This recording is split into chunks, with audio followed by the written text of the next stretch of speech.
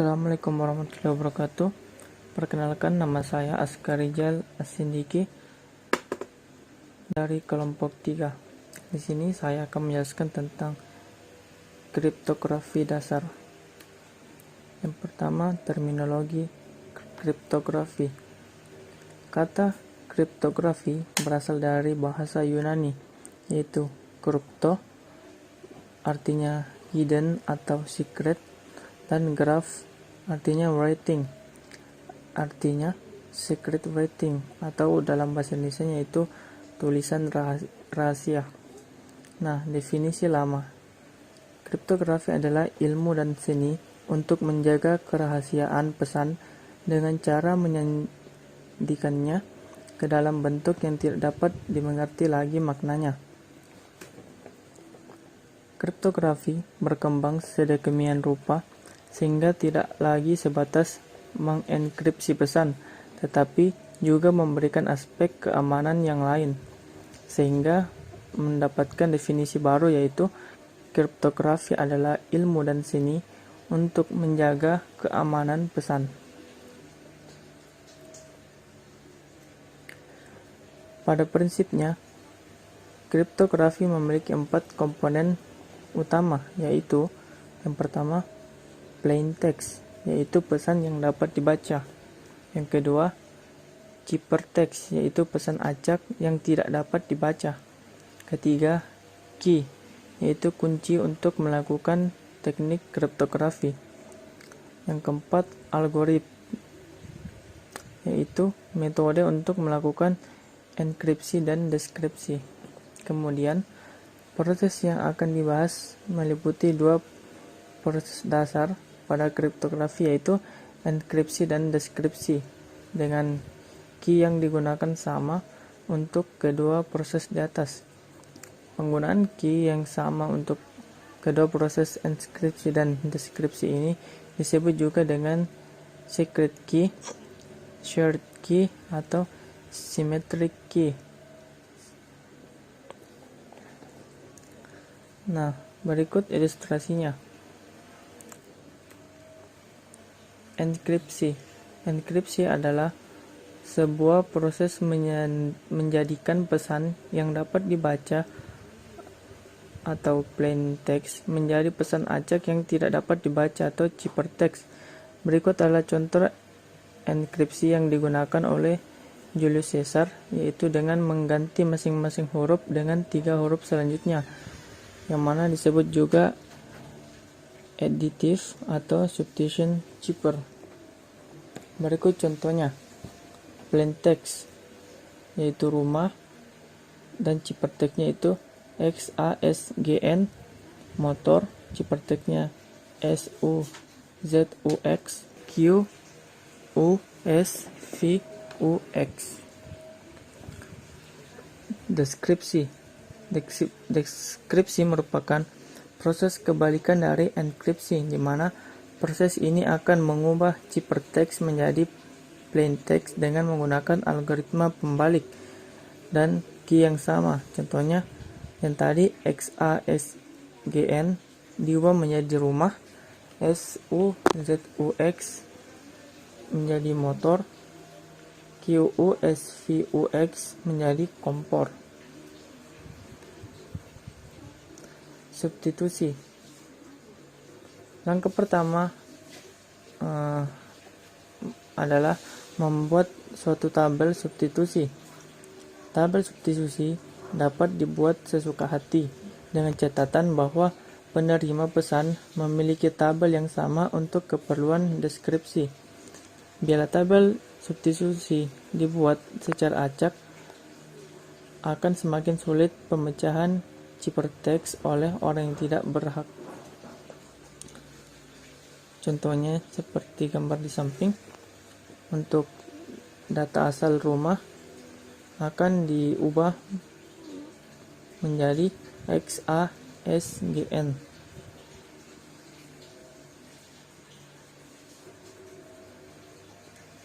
Nah, contoh lagi, cipher, yaitu plain textnya belajar bersama, alfabetnya A sampai Z, Deret inversinya T, E, D, A, B, C, Z, Y, X, dan seterusnya. Nah, kuncinya A sama dengan T. Enskripsinya yaitu E, B, U, T, W, T, O, E, Bon, T, V, N. Dan deskripsinya adalah belajar bersama. Selanjutnya, latihan soal. Saya akan menjawab latihan soal, yaitu plain text sama dengan mobil, key sama dengan 7. Nah, kita akan mencari ciphertextnya. Berikut tabel yang saya buat huruf alfabet dengan key sama dengan 7. Nah, kenapa saya mengambil G? Karena dia adalah angka ke-7 dari huruf alfabet. Nah, selanjutnya kita membuat ciphertext dengan plain text mobil.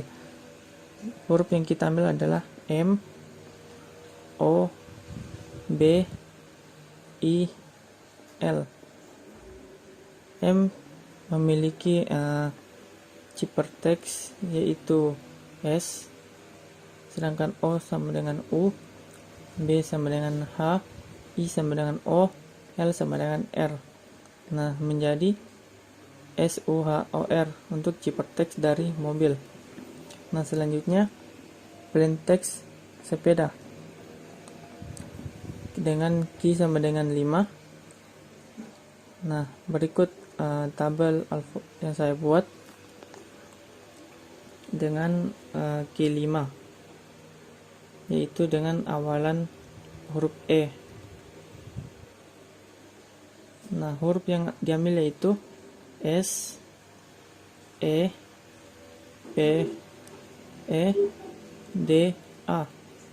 Nah, dimana ciphertext dari huruf S yaitu W, E, I, P sama dengan T, E sama dengan I, D sama dengan H, A sama dengan E.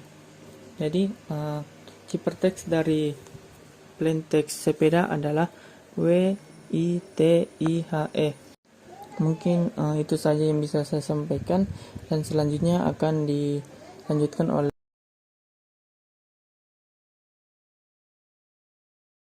Bismillahirrahmanirrahim.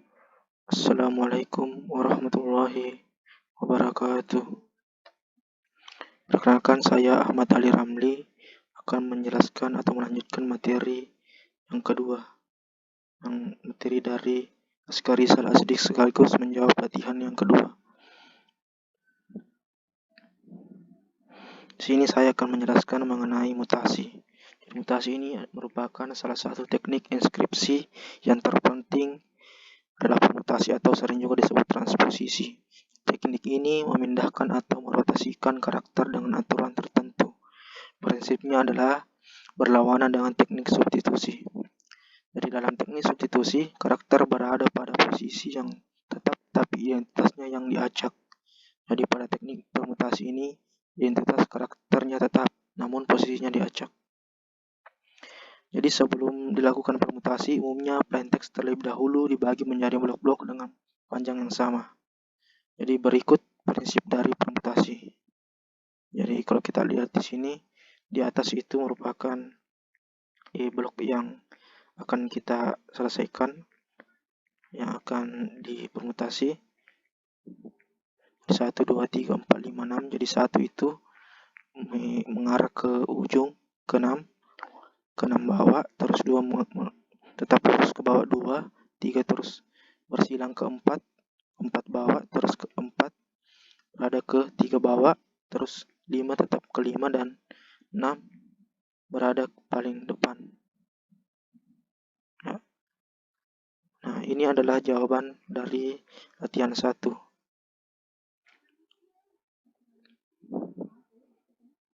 Terus ini adalah jawaban dari latihan yang kedua. Sekian dari kami.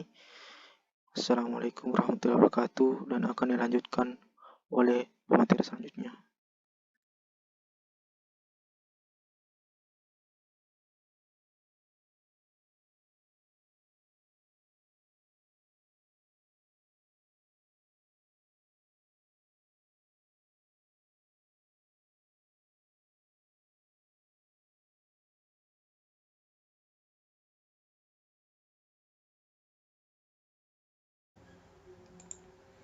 Assalamualaikum warahmatullahi wabarakatuh. Pada video kali ini saya ingin menjelaskan tentang teknik ekspansi. Penggunaan teknik ekspansi yaitu dengan meletakkan huruf konsonan atau bilangan ganjil yang menjadi awal dari suatu kata di akhir kata itu dan menambahkan akhiran an. Bila suatu kata dimulai dengan huruf vokal atau bilangan genap, maka yang ditambahkan pada akhirannya adalah i. Ekspansi suatu metode sederhana untuk mengacak pesan dengan mengeluarkan pesan itu dengan aturan tertentu. Salah satu contoh penggunaan ini adalah dengan meletakkan huruf konsonan atau bilangan ganjil yang menjadi awal dari suatu kata di akhir kata itu dan menambahkan akhiran an. Contoh ekspansi. Angka 5 adalah angka ganjil, maka yang ditambahkan pada akhirannya yaitu an. Selanjutnya, kata teknik. Kata teknik berawalan katanya yaitu T, jadi kita pindahkan ke belakang, lalu kita tambahkan an. Begitupun seterusnya. Bila suatu kata dimulai dengan huruf vokal atau bilangan genap, maka yang ditambahkan pada akhirannya yaitu i. Berikut adalah contohnya. Angka 6 adalah angka genap, maka yang ditambahkan pada akhirannya yaitu i. Lalu, selanjutnya kata belajar. Kata belajar huruf pertamanya yaitu B, maka kita pindahkan ke belakang, lalu kita tambahkan an. Begitupun seterusnya. Baik, di sini saya mempunyai dua contoh soal. Yang pertama itu 7 cara belajar efektif, dan yang kedua adalah 10 karakteristik seseorang yang menjadikannya berkarisma. Baik, kita mulai dari yang pertama yaitu 7 cara belajar efektif. Karena 7 itu angka ganjil seperti pada pertanyaannya ini, yaitu penggunaan teknik ekspansi dengan meletakkan huruf konsonan atau bilangan ganjil yang menjadi awal dari suatu kata di akhir kata itu dan menambahkan akhiran an. Nah, seperti ini karena kita mendapat angka ganjil, jadi kita tambahkan an di belakangnya. Nah, selanjutnya ada kata cara. Karena huruf pertamanya itu adalah C, jadi kita pindahkan C-nya ke belakang seperti ini, lalu kita tambah an. Selanjutnya adalah kata belajar. B-nya itu huruf pertamanya B, B-nya kita geser ke belakang, lalu kita tambah an. Lalu kita ada kata efektif.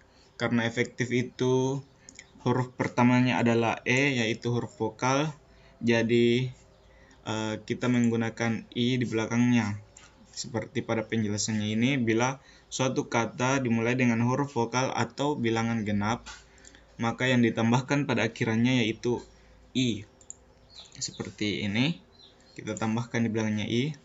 Nah, berikutnya adalah contoh soal yang kedua, yaitu angka 10. Yang pertamanya, angka 10 itu angka genap seperti pada penjelasannya ini. Kalau angka genap kita ubah menjadi i di belakangnya. Lalu ada kata karakteristik, k-nya kita pindahkan ke belakang, lalu kita tambah an. Berikutnya kata seseorang, s-nya kita pindahkan ke belakang, lalu kita tambah an. Yang y-nya kita pindahkan ke belakang, lalu kita tambah an juga. Terus kata menjadikannya, m-nya itu kita bawa ke belakang, lalu kita tambah an. Dan juga berkarisma, b-nya itu kita bawa ke belakang juga, terus kita tambah an. Mungkin seperti itu penjelasannya.